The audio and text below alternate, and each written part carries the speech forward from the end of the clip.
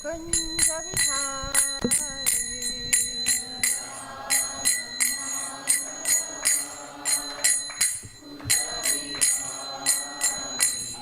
Jaya Radha Madhava Kunja Vihari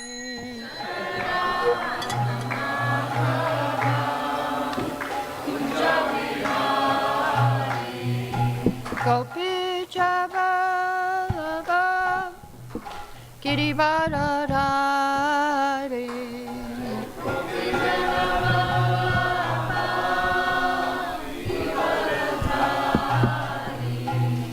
Gopi Jabalaba Girivardhari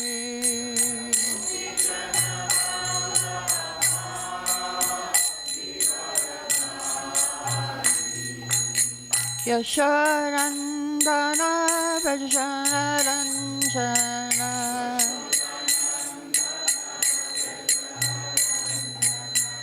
Yasharandana Vajanarandana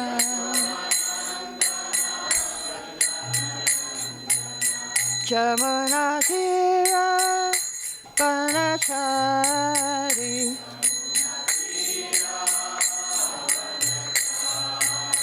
Jamunatira Vanachari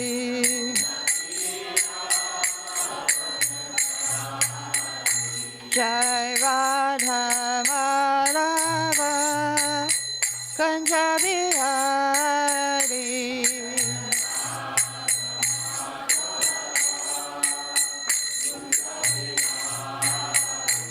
Hare Krishna Hare Krishna Krishna Krishna Hare Hare Hare Rama Hare Rama Rama Rama Hare Hare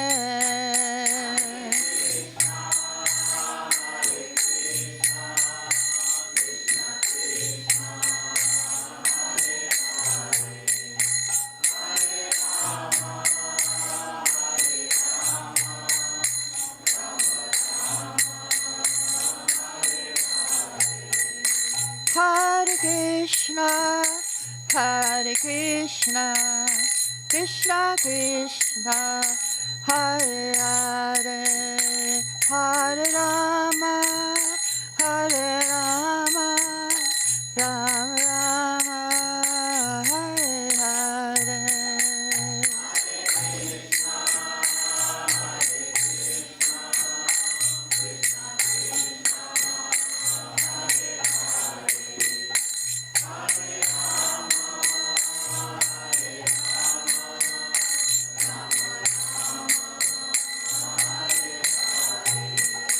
Jai Prabhupada, Jai Prabhupada, Jai Prabhupada, Jai Prabhupada.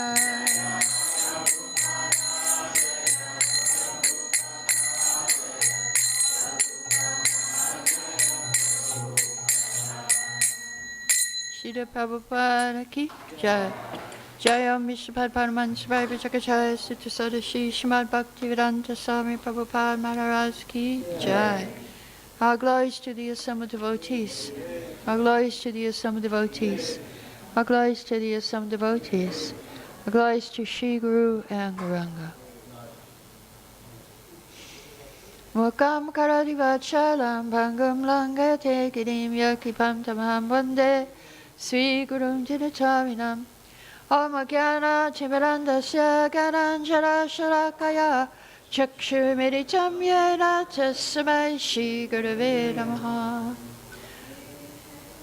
I'd like to welcome you to the second and the last class of our seminar on Srimad Bhagavatam at a glance. Hare Krishna.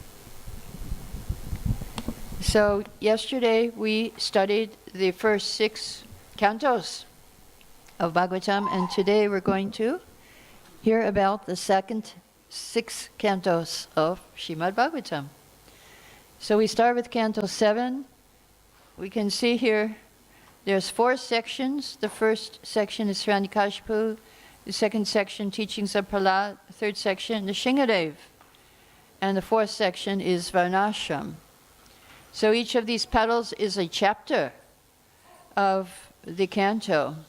In the first section, we hear about Hiranyakashipu and how he was formerly Jai in Vaikuntha. Now he's been born as a demon, and he started his demonic work of destroying things.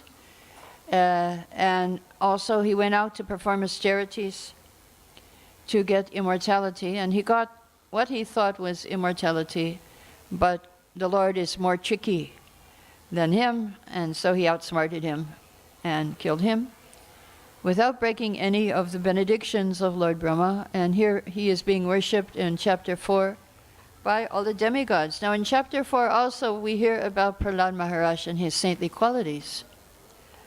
So Hiranyakashipu has demonic qualities and Prahlad has divine. Srila Bhaktisiddhanta Saraswati said that we are somewhere in between Hiranyakashipu and Prahlad. We have both divine and demoniac. But by studying the life of Prahlad, we should desire to have divine qualities. We should cultivate divine qualities.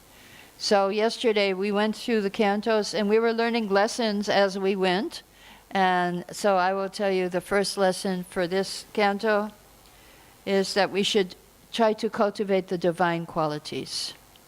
And at the end of the canto, I'll ask you what lessons you remember from this canto when we get to the end. So for those of you who are not here yesterday, now the second section is teachings of Prahlad. Now his father did not appreciate his teachings, so he tried to kill him, but Krishna saved him in so many ways. He was teaching his friends, born in demonic families at the Gurukul, to give up material life and embrace spiritual life. Thank you. And here in chapter 7, I'll read chapter 7. Prahlad explains how he learned transcendental knowledge. When Hiranyakashipu left his kingdom to do austerities, the demigods wanted to kill the baby in his wife's womb because they thought he would be a great demon like his father. Narada stopped them and protected the pregnant woman in his ashram and instructed her and Prahlad in the womb. So how did Prahlad get this natural attraction for Krishna from birth? He got it by the mercy of a pure devotee. So the lesson we learn in this, according to Nectar of Devotion, that you get special attraction for Krishna by the mercy of a pure devotee or by the special mercy of Krishna, and you're called a Kripa Siddha. Because all of us are mercy cases, we all need this mercy. But this lesson that we learn here is how to get attraction by the mercy of a pure devotee. So when his father tries to kill him, Nrsingadev appears and kills Hiranyakashipu. I'll read chapter 8. When Hiranyakashipu himself threatens to kill Prahlad, Nrsinga bursts from a pillar and fights with him. Finally, Nrsinga places Hiranyakashipu on his lap and pierces him with his lion-like claws. So, now in chapter 9 here, Prahlad prays beautiful prayers to Lord Nrsingadev, why he should, even though he's born in a demonic family, why he should be confident that the Lord will accept his prayers, because the Lord does not see externally, he sees the heart. He does not care for all the opulence, the money we offer him and opulent things, but he likes to see our bhakti. So Prahlad had that natural bhakti, and he was an example of smaranam, or remembering the Lord. He's an example of smaranam. So in this chapter 9, beautiful prayers, even though he's face to face with Lord Nrsingadev, what does he ask for? He asks that I want to be servant of Narada Muni. I want to serve my spiritual master because he saved me. So that's the lesson. It's better to be servant of the servant than to serve the Lord directly. That's another lesson we learn here, from the prayers of Prahlad Maharaj. In chapter 10, he's crowned the king of the demons at the age of 5. And the end, there's Varnashram is described because he has to rule the demons, and they're not all going to be pure devotees. So therefore, they have to follow a gradual process. And we can see here the different varnas and ashrams. Chapter 14, Grihastha life, he's feeding the cow. I'll read chapter 14. A Grihastha should affectionately treat animals, birds, and bees exactly like his own children. He should distribute whatever he owns to everyone without discrimination. The best process is to distribute prasadam. Okay, so now we heard some lessons in Canto 7. Who remembers one lesson from Canto 7? Yes? We should try to cultivate divine qualities. Anybody else remember a lesson? Yes? We should become servant of the servant is better than becoming directly. Yes? We develop attraction for Krishna through the mercy of a pure devotee. Very good. Very good. Is that all the lessons? I think so. Yes. Okay. Now we'll go to Canto 8. Now we're shifting to the heavenly planets. Canto 8 is all in the heavenly planets. They say there's no life except here on Earth, but it is not a fact. It is a fact. There is life on all the planets. And in Canto 8 we find out what are they doing up there. Of course, they're doing the same thing as they do here. They're fighting. The demons and demigods are always fighting each other. That is eternally going on. And we have two sections here, Gajendra and demigods and demons. And Gajendra is an elephant who's caught by a crocodile in the water. And he prays to the Lord. I'll read chapter 3. Faced with death, Gajendra remembers a prayer that he chanted in his previous life. He helplessly prays to be freed from the material conception of life and to be engaged in the Lord's loving service. So Gajendra, the lesson we learned from Gajendra, he prays to the Lord to be saved not only from material miseries, but he wants also to be saved from further suffering in this world. He wants to go back to home, back to Godhead. So we should not simply pray for relief from material miseries, but we positively want to go to the place, eternal place, Vaikuntha, where there is no anxiety and no miseries. So that's a lesson from Gajendra. Now here the demigods are in trouble because the demons have taken over the heavenly planets. And they go to Brahma. Brahma goes to Vishnu, and he gets a message: make a truce with the demons and churn the ocean of milk. So here they are. They're trying to carry him under a mountain, but it's too heavy, so the demons and demigods fall down. And Vishnu appears, Ajita appears, and he puts the mountain and everybody on the back of Garuda. They fly to the ocean of milk, and they churn the ocean, and the first thing that comes out is poison. Now, I took a Ayurvedic course for a few days, and the Ayurvedic doctor said the poison that came out in the churning of the ocean, that's allopathic medicine. And the nectar is Ayurvedic medicine. And we do know that Dhanvantari is the Lord of Ayurvedic medicine, so whether or not the other part is there, it could be, who knows. It seems there's a lot of side effects from it. Could be poison. So then, now in chapter 8, there's Lakshmi. She appears. Canto 8, chapter 8, verse 8, Lakshmi appears. Because her number is 8. The number of Lakshmi is 8. She appears in 888. And in Canto 10, chapter 88, verse 8, it's where Krishna takes away all your possessions. That's also the opposite of Lakshmi. 10:88:8. So yes, here she comes in Canto 8. Now there's Mohini Murti appearing. I'll read chapter 9, what she does. When the churning produces nectar, the demon sees it. Just then Mohini Murti, an extraordinarily beautiful young lady, appears before them. The demons become captivated by her beauty, and she asks them for the nectar, so they give it to her to distribute. Mohini Murti, who is Vishnu in disguise, then has the demigods and demons sit in different lines before she distributes the nectar. Knowing that the demons are unfit to drink it, she cheats them and distributes it all to the demigods. So after that, there's a fight in chapter 10 and 11 between the demigods and demons. And of course, the demigods win. And here's Indra using his foam weapon against the demon Namuchi.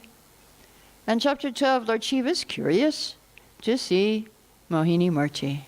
So she appears to Lord Shiva. Any lessons from this part of Canto 8, Part 1? There was one, yes. We learn from Gazinda's prayers that we should not only pray for relief from material miseries, but we should also pray for going back to God. Yes. Right. Good. Okay, so here, part 2 of Canto 8, Manus, Bali Maharaj and Vamanadev in the middle, and Matsya Rupa at the end. So in the beginning of Canto 8, the first chapter, it talks about the first 4 Manus, including Swayambhuva, and this section describes the rest of the 14 Manus. There's 14 total, so 8 more Manus are described, including our Manu, which is Vaivasvata Manu at the present time. Bali Maharaj and Vamanadev here. Bali Maharaj captures heaven again. It's always eternally going on between the demons and the demigods. They're always fighting. You think heaven's a peaceful place? Well, not. It's still the material world, and the fighting goes on. And here's the mother is always attached to the kids. So Aditi, mother of the demigods, is worshipping Vishnu. I got to get the kingdom back for my sons. Mothers are very powerful, and she does it. Vamanadev appears to her, incarnation of Vishnu. He goes and begs the heaven, the whole universe actually. Bali Maharaj conquered the whole universe. And he begs him for the land, but his guru, Shukracharya, says, don't do it. Don't do it. This is Vishnu. He's going to cheat you. But Bali Maharaj stands for the truth. And that's the lesson we learn from Bali Maharaj. Although he's unfairly chastised, cursed, insulted, defeated, arrested, cheated, he still stands for the truth and he doesn't deviate. So the lesson we learn from Bali Maharaj is to stand for the truth, do the right thing. And he became a Mahajan because of that. He became a great authority in devotional service. I'll read chapter 22.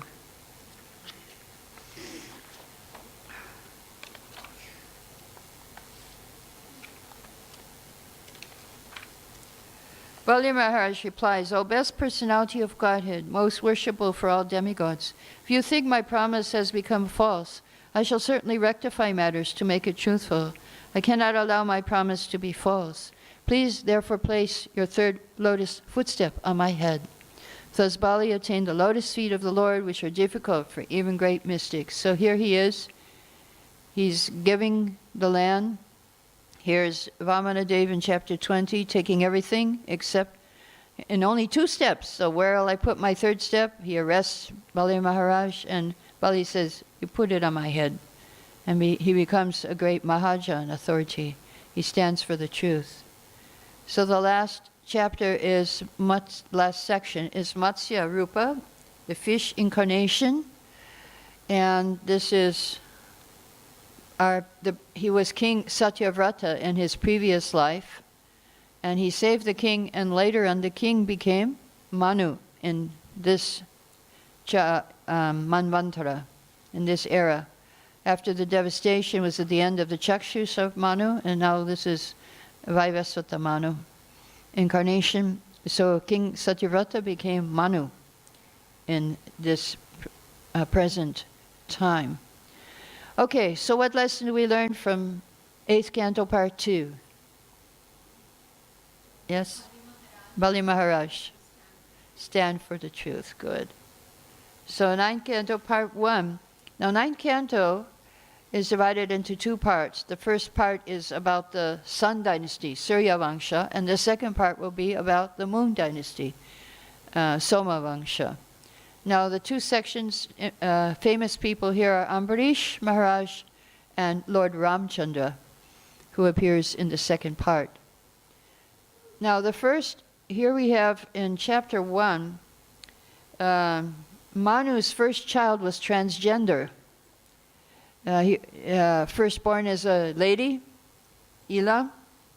Actually, it was supposed to be a boy, but the wife wanted a girl. So when the priests were chanting the mantra, she told them, give a girl. So then they changed the mantra, gave a girl. Father was not happy. He wanted a boy. So then I'll read what it says here in the first chapter. Sudyumna, son of Vaivashata Manu, is born as a girl, then transformed into a boy by the prayers of Vashishta. He later is changed into a girl again when he enters the valley of Lord Shiva. Finally, by Shiva's grace, he is allowed for the rest of his life to alternate between being a man 1 month and a woman the next. So there we have our first transgender.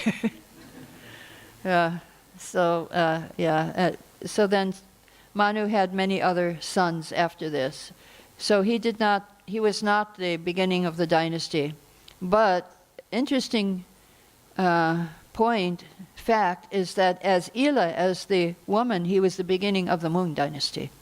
He married to Buddha, the son of the moon. She married Buddha, son of the moon. So during the month she was a woman, then she became the mother of the Moon dynasty. And Ikshvaku is famous as the first son of Manu. Sudumna didn't get that fame. But he was famous as his womanly other half. Okay, so no lessons from that one. But Ambarish, we will learn some lessons. Chapter 2 is another son of Manu. And chapter 3, Chaivana Muni and Sukanya. Now here we have Ambarish Maharaj. Durvasa Muni has created a fiery demon to kill Ambarish. Ambarish is not worried, no worries. He's just praying, depending on the Lord for protection. And that's the lesson. There's two lessons we learned from this pastime. One is to depend on the Lord for protection. And the second is, don't do Vaishnava Aparad. Durvasa Muni learned the hard way. He ran to everyone. Nobody could protect him from his offense to the feet of Ambarish. Even Narayan couldn't protect him. So he had to go and catch the lotus feet of Maharaj Ambarish. So I will read chapter 5. Even Lord Vishnu cannot protect Durvasa Muni from the scorching heat of the Sudarshan disk. So Durvasa returns to Maharaj Ambarish and falls at his feet. Maharaj Ambarish, being naturally meek and humble, feels shy and ashamed to see Durvasa Muni at his feet. He offers prayers to the chakra to save Durvasa. So lesson, beware, don't do Vaishnava Aparad, don't offend devotees, beg forgiveness if you do, by accident, and depend on the Lord for protection. Okay, now the second part is about Lord Ram. Before that we hear the story of Sobari Muni and different stories about kings here. Oh, and an important story is here, chapter 9. I'll read chapter 9. Amshuman's grandson Bhagirath undergoes severe austerities and pleases Mother Ganga and Lord Shiva. Thus Shiva agrees to check the force of the Ganga when she descends to this world. King Bhagirath brings the Ganga to the place where he found the ashes of his forefathers. Simply by their ashes being sprinkled with Ganga water, which can deliver all fallen souls, his forefathers become eligible to go to the heavenly planets. So here is the Ganga coming down and being caught by Lord Shiva. And Bhagirath is bringing Ganga down. And so then his forefathers get liberated.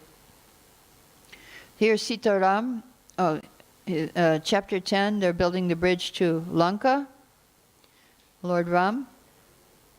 And chapter 11, I'll read. Lord Ramchandra accepts the throne of the state. He cares for the citizens exactly like a father. And the citizens, being fully engaged in their duties, Avarna and Ashram, accept him just like their father. So, lesson from Lord Ram, he showed by his life that virtue must conquer over vice. And if you become his devotee, you can live happily in this world and the next. So, lessons from Lord Ram. He showed the example of a perfect king to follow dharma, to follow religious duties. Okay, so from this section, what lessons do we learn? This part of Canto 9. Yes? Depend on the Lord's protection. Yes? Right, beware Vaishnava Parad. Yes? Same. Okay. Any other lessons?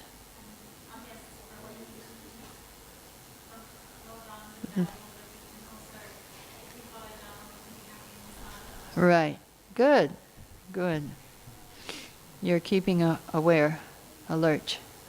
Now part 2, we have the Somavangsha, we have the Moon Dynasty, Parshuram appears, and Lord Krishna appears in the Moon Dynasty. At the end of Canto 9, Dhamantari also is there. So, we don't have any lessons here that I found. But one lesson, one thing we can understand is that Prabhupada has said that by scrutinizingly studying the first 9 cantos, you become a God-realized soul. So now we have studied the first 9 cantos, we can go to the 10th canto, which is Brajalila. So this is a different kind of poster. It's the first 40 chapters of Canto 10. It's here. It has a different type of setup or layout. In the middle, they are by circles, the birth of Lord Krishna. Then the second is Kumar Lila, that's with his mother. You can see here Putana, Trinavarta, Damodar Lila, Bakasura, Agasura. And Pauganda Lila is with his cowherd boyfriends. And Kaishar Lila is with the gopis. So 4 circles here, 4 different themes or sections of this part of 10th canto. So now we're entering the most sacred place, Goloka Vrindavan, beyond time and space. And we will follow Krishna's pastimes. The first lesson we learn here is from Putana, and Prabhupada emphasized this lesson over and over again. So I will read, no, I won't read, I'll just tell you the lesson. Let's see if it's in chapter 9. Chapter 9 is,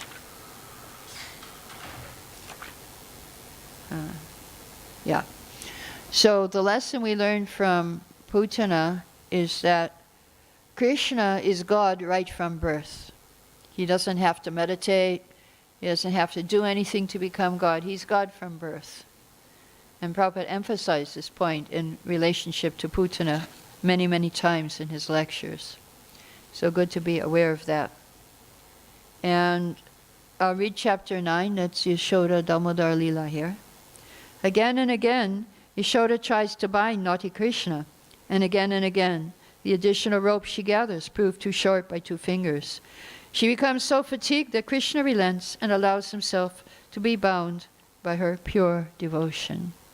So there's a lesson we learn from this Leela of Damodar, and that is that always the rope was 2 fingers too short.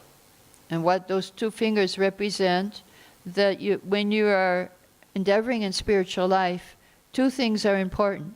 One is your endeavor, and second, the mercy. You need both. You can't just say, okay, I'm just going to take the mercy. You have to endeavor. And you can't just say, well, it's my endeavor only. You need the mercy. So that's a lesson from Damodar Lila. Now, chapter 13 in Bhagvatam Lila is here. And Brahma is desiring to steal Krishna's friends and calves. But Krishna expands himself into new boys and calves just to please his devotees who wanted him as their child. When a full year has passed, Brahma returns and sees Krishna is still playing with his friends and calves. He becomes completely bewildered. So there's a lesson here, if you read the verse in purport, in chapter 13, verse 50, when Brahma comes back and sees the cows and cowherd boys, he sees all Vishnu forms. And Vishnu is glancing at Brahma. Now, Prabhupada says, actually not only Prabhupada, in the verse it is said that the glance of the Lord is like the mode of passion. If the Lord glances at you, then he creates desires in you for devotional service. And with his smile, he protects those desires. It's like the mode of goodness, maintenance, protection. So if the Lord smiles at you, that means the deity. If he smiles at you, he protects your spiritual desires. So that's the lesson we learned from chapter 13 in Bhagvatam Lila section here. No, Kumara Lila section. Oh, Bhagvatam Lila, sorry. No, Kumara. Okay, anyway, yes, it's Kumara Lila. So, now, Krishna's glance. Now, let's see the Bhagvatam Lila. There's Govardhan lifting Govardhan Hill, chapter 25. I'll read that chapter. Angered, Indra tries to destroy Vrindavan with rainstorms. With one hand, Krishna picks up Govardhan Hill, which is touching the clouds, and holds it up as easily as a child holds up a mushroom. Okay. Now, chapter 32 is up here. Krishna returns to the gopis. He leaves the rasa dance, and then he returns. Shri Krishna appears in the midst of the gopis who have become extremely disturbed by separation from him. After he consoles them, they express to him their deep feelings of ecstasy. One gopi grasps his hands, another places his arm upon his shoulder.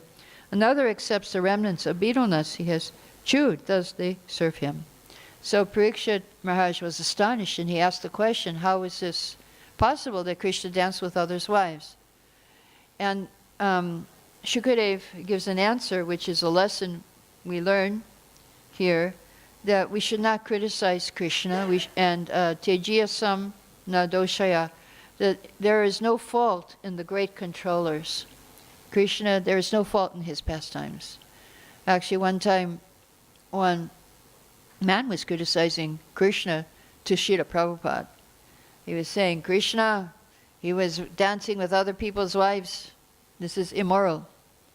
And Prabhupada said, no, because Krishna is in everyone's heart, so everyone is Krishna's wife. Actually, you are immoral, because you're married Krishna's wife. So he turned it around and accused him. You are the immoral one. All the women belong to Krishna. So you are actually. So that lesson we learned from Kaishar Lila, that don't criticize Krishna. There is no lust involved. There is not how we see it in this material world. Okay, so what lessons from this Rajalila of 10th canto? Yes? Endeavor and mercy both are required from Damodar Lila. Okay? Krishna is God from birth. Yes, good. Putana. There's no fault in Krishna's pastimes. Should not criticize. Yes? Yes, if he smiles at you, he protects your spiritual desires. And if he glances, creates desire for devotional service. Good. I think we got all the lessons here. Okay, we'll go to Mathura and Dwaraka Lila.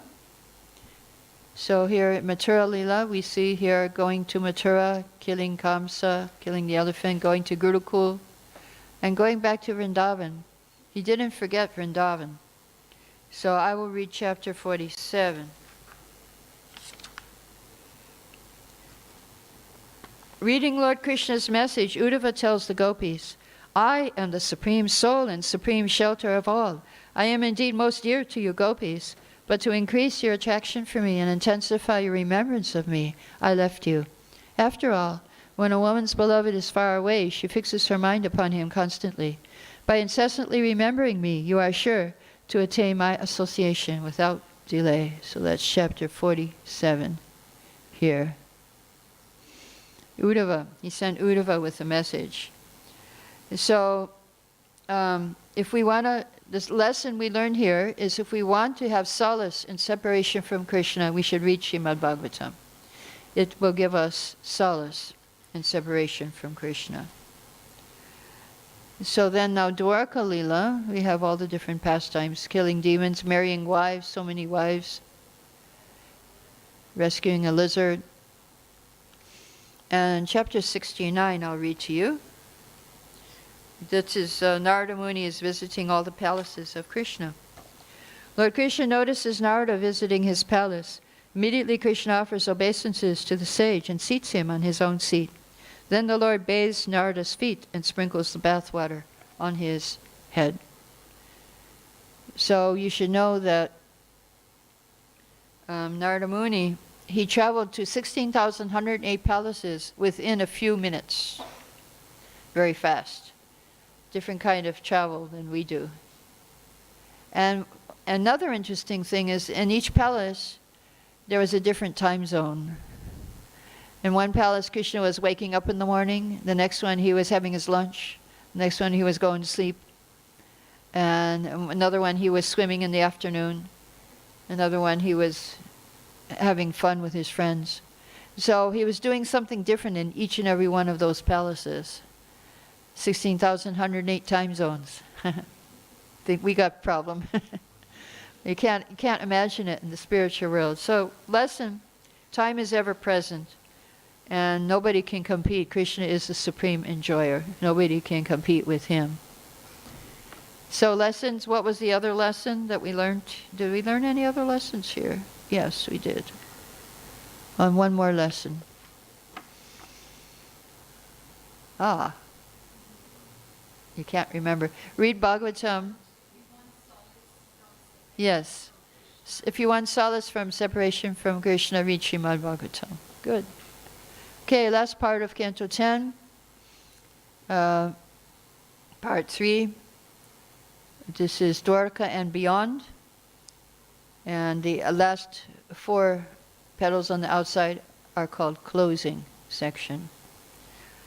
So here he enjoys, here he worships his friend, Sudama. He shows how he never forgets his friends. So I'll read a little bit about his friend, Sudama Vipra. If I can find it. Chapter 80.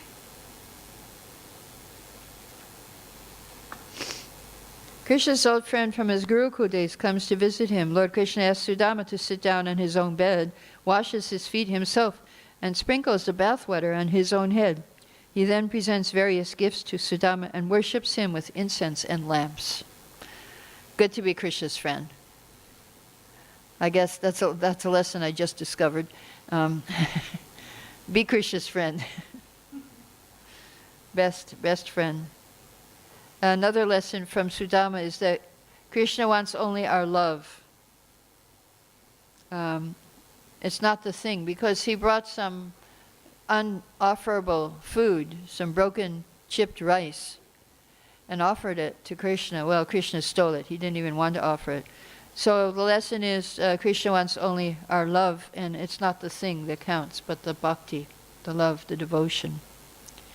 Now, at the end, he takes Arjuna on a trip here, down here to beyond the coverings of the universe to see Mahavishnu. And they recover the sons of a Brahmin who were kidnapped at birth. So there are 5 special glories which are described in the last chapter of 10th Canto, Chapter 90. So these are all lessons to learn from the whole 10th Canto. So I'll tell you these 5 special glories of Krishna, which no other incarnation showed. Number 1, Krishna's reputation eclipsed that of the Ganga River. Number 2, Krishna gave liberation not only to his devotees, but to the demons. No other incarnation did that. Number 3, Lakshmi could not join the pastimes of the intimate associates in Braj, although she was very eager to do so. Number 4, the name Krishna is superior to the name Narayan and all of those of all the other expansions. Number 5, Lord Krishna subtly reinstated Dharma, the bull of religion, on his 4 legs of compassion, austerity, cleanliness, and truth. He also established Govardhan Puja and cultivated the Dharma of Raja's cowherds. Okay, so what lessons do we learn from this section? There's many. Be Krishna's friend. That was the last section. Oh no, it's this section, you're right. Yeah, be Krishna's friend. Krishna wants our love only. Okay? Any other things we learn from this section? There were 5 at the end. So let's see if we remember any of those. Yes? Yes, he gave liberation to devotees and demons, both. Name of Krishna is superior to all other names. Any other less? Yeah. Eclipsed that of the Ganga River. Good, good. Lakshmi was not allowed to join the pastimes. Yes, his name is superior to Narayan. And the last one is Krishna solidly reinstated Dharma, bull of religion, when he came. Okay, Canto 11, Part 1. The first section is about Lord Chaitanya. And the second starts the Uddhava Gita. And in this section of Uddhava Gita, we get 24 gurus, the first 3 chapters, and bhakti in the last chapter. So, Lord Chaitanya, the Nava-Yogendras appear here in chapter 3. I'll read chapter 3 and see what it says.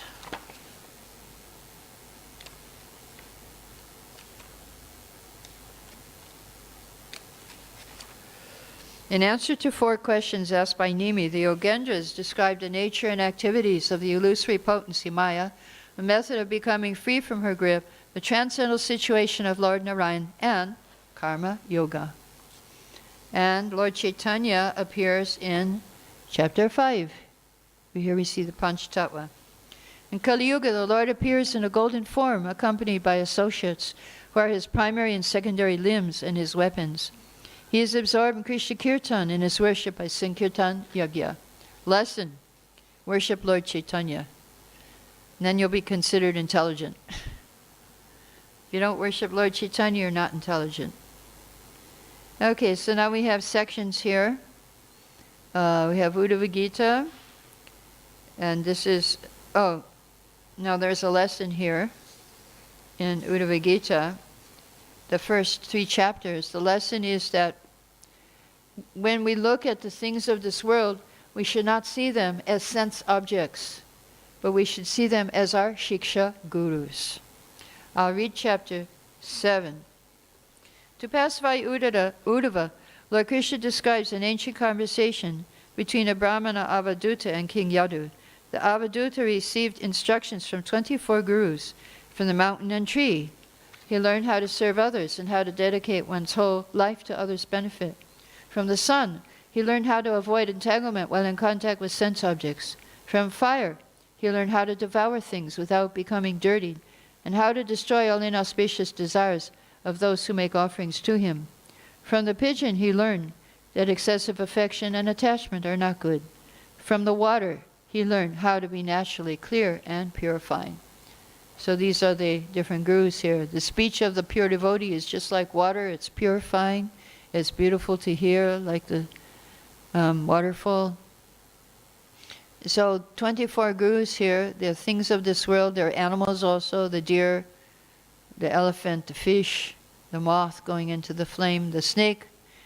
They are all our gurus here. In this 3 chapters, 24 gurus. Okay, so what lessons did we learn in this section of Canto 11? Worship Lord Chaitanya. Anything else? When you don't see the things of this world as sense objects, but as our Shiksha Gurus. Good. Now we're again in Uddhava Gita. The first section is about Ashtanga Yoga and Varnashram. Second section, Yoga processes and Vairagya Jnana Bhakti is the next section. And the last part is the disappearance of the Yadus and Lord Krishna. So here we have Hansa Avatar in chapter 13. And we have chapter 14, Paramatma Realization. Mystic Yogic, how to get mystic powers in chapter 15. So if you want to know how to do it, it's told here in chapter 15, but at the end it says there are impediments to bhakti. So if you want bhakti, then don't waste your time with mystic powers. I guess that could be a lesson to learn there. Don't waste your time trying for mystic powers. They will come automatically just by chanting Hare Krishna. Narada Muni, he got mystic powers. First he got knowledge, then he got mystic powers, and then he got bhava. He got love. Love for Krishna is more rare than mystic powers. So Narada Muni, in his life, he did that. I'll read chapter 20. Chapter 16 is about the opulences, just like chapter 10 of Bhagavad Gita. There are many things you can see from Bhagavad Gita and Uddhava Gita, how they are similar. Chapter 17 is Brahmachari, Grihastha, 18 Vanaprastha Sannyas. 19 instructions similar to what Bhishmadev get. Now 20 I'll read. Here we have a boat. The human body is like a boat. Shri Gurudev is a helmsman. The Lord's mercy is a favorable breeze. If a person who has attained such a rare boat does not desire to cross the ocean of material existence, he is a killer of the soul. Okay, 21. Now here is the fall down, just like chapter 2 of Bhagavad Gita. You're falling, this person falling down. People who accept sense objects as desirable become attached to them. Their lust arises, and this lust creates quarrel among them. From quarrel arises intolerable anger, followed by the darkness of ignorance, which overtakes the intelligence. Here's change of body in 22. 23 is about who is your worst enemy? And guess what? It's your own mind. It's not people, it's not the stars, it's not your karma that's giving you trouble, it's your mind. So that's what this sannyasi learned here. Creation in 24, modes of nature in 25. So now we go to this third section. We have chanting the glories of the Lord. Deity worship, chapter 27, 28, meditation on creation again. 29 is very special. I'll read chapter 29. By understanding all living beings to be Lord Krishna's place of residence, one can attain the ability to see equally everywhere. Thus all faulty qualities, envy, false ego, and so on, will be removed. And there's a very special verse here in this chapter where it says the devotees are the most clever of all living beings because they use the temporary to achieve the eternal. The whole Uddhava Gita is the difference between matter and spirit, temporary and eternal. So the conclusion of Uddhava Gita, Krishna says, devotees are intelligent because they take the temporary and they use it to attain the eternal. So what that means, the purport, it explains that we take this material body which is not worth anything, and we trade it in for Krishna. We get Krishna. We trade in this body, and we get Krishna with all his opulence. So this is the lesson. Use your body for devotional service to Krishna. It's a lesson from here in this part of the 11th canto.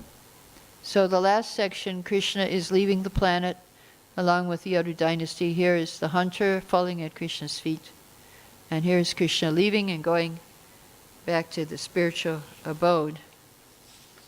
So what lesson we learn here in this canto, in this part 2 of 11th canto?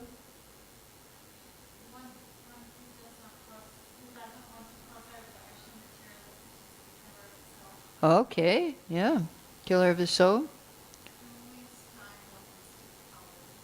Don't waste time trying to get mystic powers.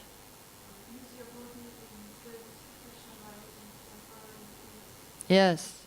Good. Use your body in devotional service to Krishna. And you will get Krishna. Good. Okay. Canto 12. 4 sections. Kali Yuga, Annihilation, Markandeya Rishi, and Srimad Bhagavatam. And here we have 3 incarnations at the top, Lord Chaitanya, Srimad Bhagavatam, and the Hare Krishna Mahamantra. 3 incarnations in this Kali Yuga. And 2 are still, well, they're all 3 with us. We have the deities of Gaura-Nitai, we have the book Bhagavatam, and we have the Hare Krishna Mahamantra. We're very fortunate at this time and place in Kali Yuga. Okay, so and first part is Kali Yuga, the predictions. And Prabhupada's favorite prediction was, people will think they're beautiful by having long hair. That was the prediction 5,000 years ago. And you can see it happening. Okay, let's read chapter 3. That's a wonderful, here we have the boat of ISKCON. And everybody's chanting Hare Krishna.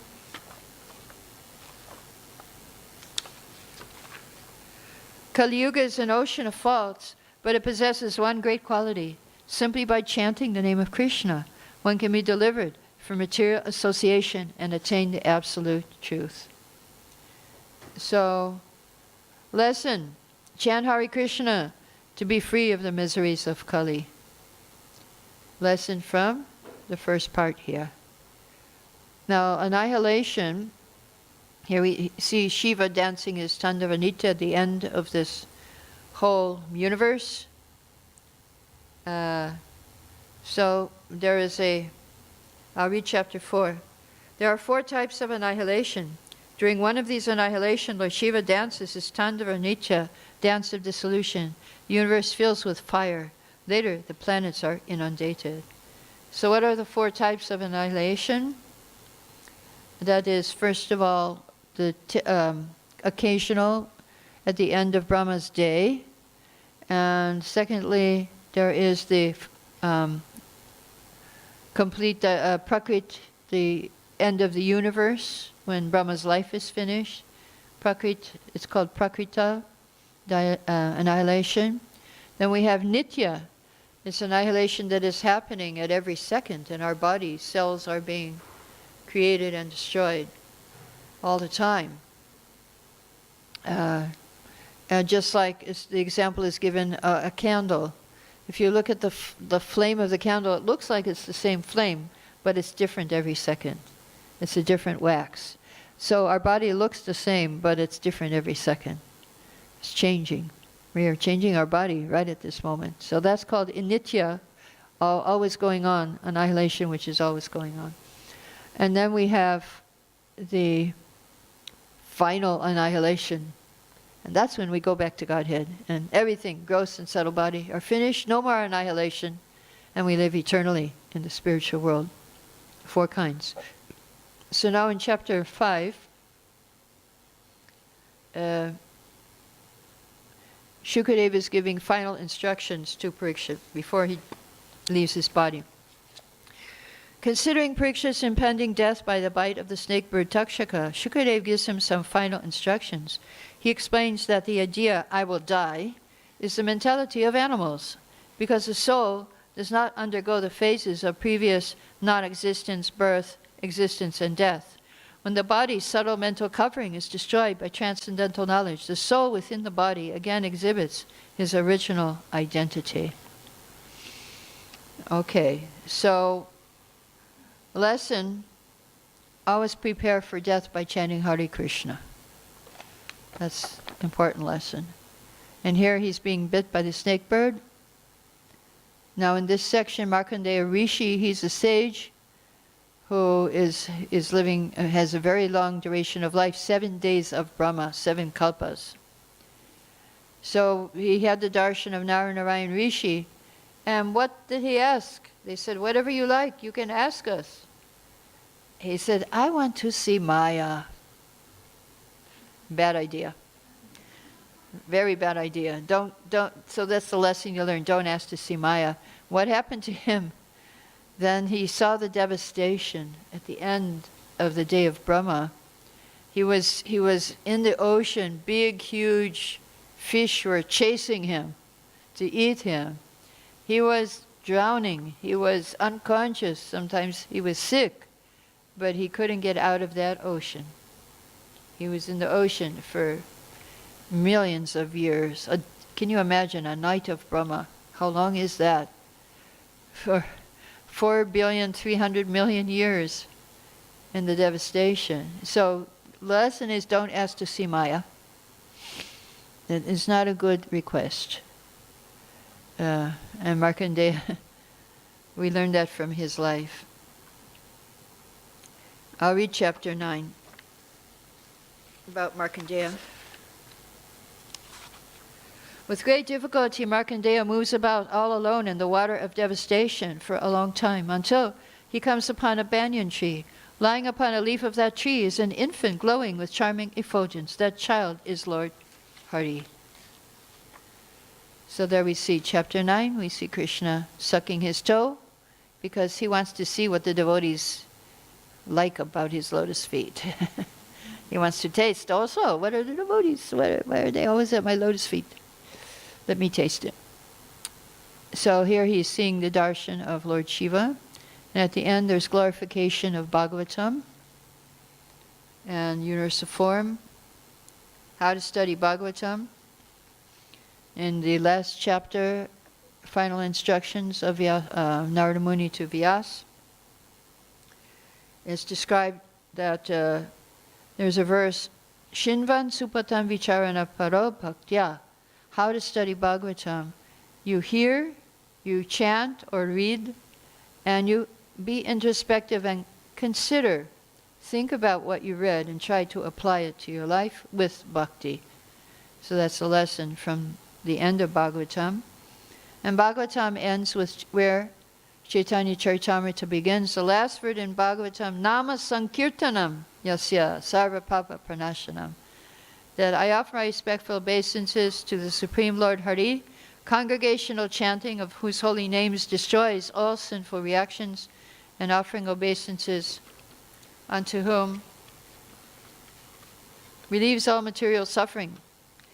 So lesson Harinam is the essence of Bhagavatam, and it's the connection to Chaitanya Charitamrita.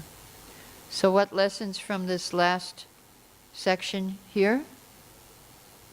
Few lessons. Raise your hand. Yes? Chaitanya Mahaprabhu. Yeah, okay, good. Mahamantras, 3 incarnations. Anything? Huh? Chant Mahamantra to be free from all miseries in Kali Yuga. Good. Any other lesson? Yes. What?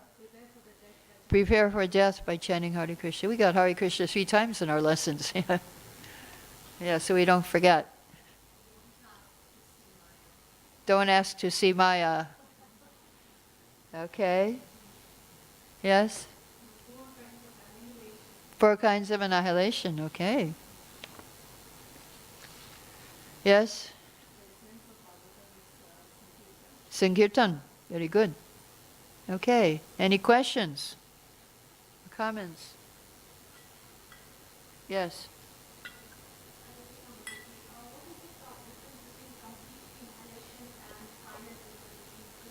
No, it's only final. There's no complete. It's just, there's annihilation of the whole universe. But final means no more annihilation. You go back to Godhead. Complete, not complete, but complete annihilation of the universe means just, the universe is finished, again it will be created, again it will be finished, again it will be created. But final means no more annihilation. Means you got your eternal spiritual body, and no more annihilation, no final, no complete, no this, no nitya, no nothing, just eternal life. That's final.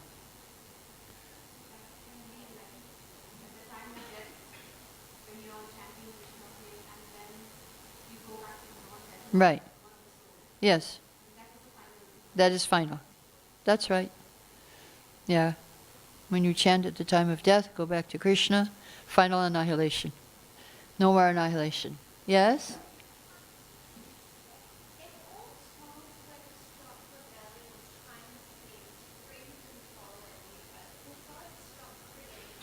I can't really hear you. Can you come up closer?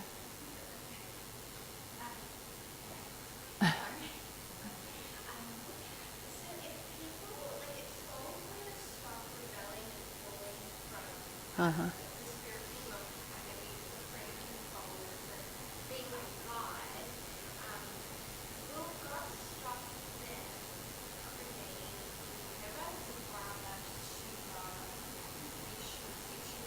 Okay, her question is, if there were no prisoners, would there be no prison? Basically. But, well, there will always be prisoners, because there's unlimited living entities who are just waiting for a place in the material world. There's unlimited, and then there's the effulgence, and you're not happy there either. There's the effulgence of Krishna. So there's all those ones who are in the effulgence who are waiting to come back and go back to Godhead too. So it will never be finished. It would be nice, but yeah. That question was asked by a devotee of Lord Chaitanya to Lord Chaitanya. He said, I want to liberate everyone in the universe. Lord Chaitanya, yes, that's not a problem, but there again it will be filled. Just because everyone is from this universe is gone, but there are many waiting on the floor here. They're waiting. They didn't get the human form of life. There's all the atoms in the air. We can't see them, but they're there. We're so fortunate. We're not only we got the human form of life, we're here at the same time as 3 incarnations. And Prabhupada just came also, so Shaktivesh avatar. Prabhupada just came, and many of us saw him, and you still have the benefit of his association. Still, that benefit is going. Any other questions? Yes.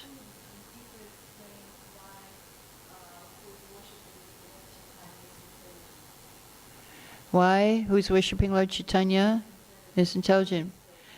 Yeah, well, Bhagvatam says that one who worships Lord Chaitanya is intelligent. Because intelligent means that you realize the opportunity that you have and you take it. We realize that we have a chance now, which is not, in other yugas it's not even there. It's such an easy chance to go back to Godhead. So we're considered intelligent if we take this opportunity. If we don't take it, then you might have to take so many births.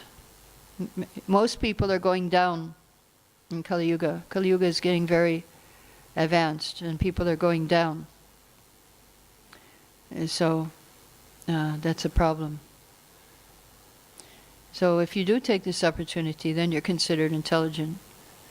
You're fulfilling the purpose of living in the material world. The purpose of your birth as a human being. Fulfilling the purpose of life. Any other? Whoa, 4 questions. Okay, 1, 2, 3, 4. Yes? Yeah, she's in front. Yeah. With all our karmas of our previous lives Huh. and this current life, do we choose the destination for our soul, or is it only Krishna decides what happens to us? So who chooses the destination for us? It's the higher authorities. It's described in Bhagvatam. The higher authorities choose your destination, and they put you in a particular body. Canto 3, Chapter 31, verse 1. Karmana Daivanetrena. According to your karma and to superior authority, you get birth in this world. Yes? Second question? Swami Maharaj was asking about why is it intelligent to worship Lord Chaitanya, and he was finding what intelligence is. And I'm just wondering how we get that intelligence. How do we get the intelligence? Well, it's described that we did some. There's of course, again, the endeavor and mercy both. So we did something in our previous lives. We had some good bhakti karma, that we took up bhakti in this life. But it's also mercy. It's also mercy of Srila Prabhupada. So the two are there combined. Previous life that made us attracted in this life. It says if you don't finish the yoga process in this life, you will become attracted in your next life to take it up again. And you will get a birth in a good family. So there's those two again, mercy and endeavor. Yes? I'm from South India. In South India, Lord Chaitanya Mahaprabhu is not accepted as Krishna, he's only accepted as his name. Yes. Does that mean that South Indian people are they're aparadhis, or they're sinners, or why don't they? That's a very good question. You may be interested to know that the Madhva Sampradaya has now accepted Lord Chaitanya as Krishna. Recently they made that, maybe about a year ago, they said Lord Chaitanya is Krishna. Now why they didn't, I mean Lord Chaitanya went to South India and he personally went and made devotees down there. So I'm wondering why not? I don't know why. What happened in the meantime? I don't know. The history of South India, why they don't accept. That's a good question. Yes?